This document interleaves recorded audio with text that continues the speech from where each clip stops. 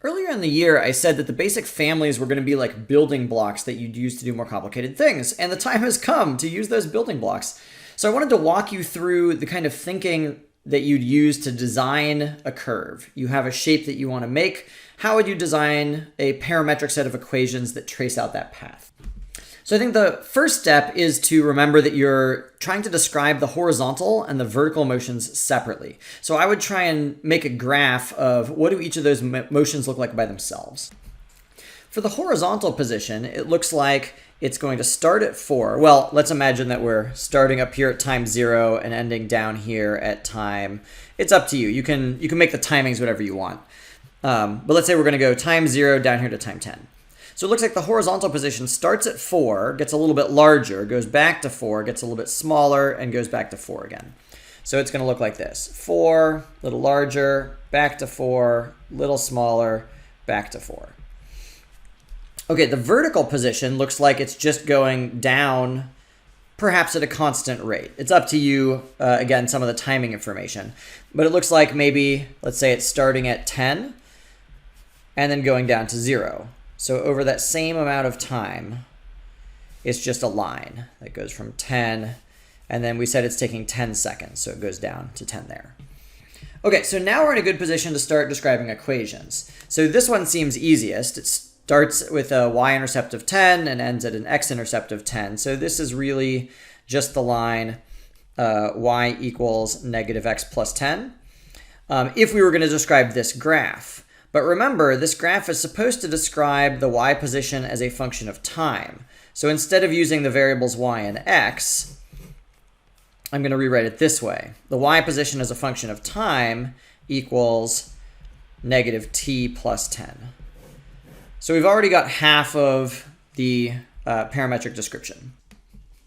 So now it's time to describe this function. So maybe you have an idea of a basic family that this already looks like. I can think of at least 3 that we could use to model this. You could think about this as a cubic function, because if we were going to shift this downwards, it would have 3 intercepts. And so I know that any equation with exactly three solutions can be described as a cubic. You might use a piecewise defined function, where you'd have 2 parabolas, but with domain restrictions so that they don't overlap. Or the one that you might have been thinking of is a sine function, because certainly that does look like a sine function. There's no right answer because I underspecified the problem. Like anything that forms that approximate shape that I drew at the beginning is going to be a perfectly fine model for that shape that you want. Let's just go ahead and do all 3. So for the sine function, all we need to do is horizontally scale it so that 1 full period takes 10 units. Up till now, I've been using degrees for the sine function, which is actually a little bit wrong. The sine function is defined in terms of radians. So if you don't remember this, we'll go over it again later. But the period of an unscaled sine function is 2 pi. So from 0 at the end of 1 full cycle, you'll end up at 2 pi. So what I want to do is I want to rescale it so that the period ends up as a distance of 10. A different way of describing that is if I plug in 10 for the time, I want this inner part to evaluate to be 2 pi, because that's what would describe a full period for the sine function. So it's like I want something times 10 to equal 2 pi. What is the something? It must be 2 pi divided by 10. So that gives us the right scaling factor here, 2 pi divided by 10. So this would be one totally great solution to the problem. What about 2 parabolas? This one is going to actually be a little bit trickier. We'd write it piecewise, so this parabola would be between times 0 and 5, and then this parabola would be between times 5 and 10. The problem is it's not enough to just start with x squared, and then, or I guess in our case, t squared, and then flip it upside down and shift it so the vertex is here. You might think that this was the answer, but it's not. It is not. What are we doing? So let's choose some values here. So we know this is 4. Let's pretend this is 5 here. So you might think that it would be like t minus 2.5 squared plus 5 and then flipped upside down. So that places the vertex here all right. It also makes sure it's facing the right direction. But the problem is we don't know if the width is correct, because we need it so that when time is 0, it goes through 4, and when time is 5, it also goes through 4. And so if you plugged in the times here, you'd see that actually our horizontal scaling is wrong. So we'd also need to horizontally scale this properly. So that's kind of what's making this tricky. I think that an easier approach would be something like this. Let's try and get this parabola the way that we like it, except shifted down. The reason that's going to be easier is because I know it's really easy to make a quadratic equation if I know the two roots. So it's like, let's get this same shape right where I've got the two roots, and then let's just take that equation and shift it up to where I want it to be. So if I'm going to write this equation with roots of 0 and 5, I know that can look like this. Okay, so now it's quadratic because it's got two x's, and it's got roots of 0 and 5. Okay, but the problem is it's facing in the wrong direction right now because this would be an upward-facing parabola. So let's flip it upside down. The other thing that's not right about it is if I was going to plug in 2.5, I wouldn't get an output of 1. So the vertical scaling is wrong as well. So if you imagine plugging in 2.5 to the equation the way that it is right now, the value we're going to get is 2.5 minus 5 is negative 2.5 times another negative 2.5. So that would output positive 2.5 squared. So that would be the y value for what it is right now. I want the y value to be 1. So what could I do to this to scale it vertically so that the output is 1? Really easy. I'll just divide by 2.5 squared. So now if I plug in x is 2.5, the numerator will evaluate to be 2.5 squared, but then I'll immediately divide by that exact amount to get 1. So this gives me my vertical scaling factor. The last part I need to do is shift it back up to the place that I want it to be. So right now, my vertex is at a coordinate of 1. I want it to be at a coordinate of 5, so I need to shift it up by 4, so I can add 4.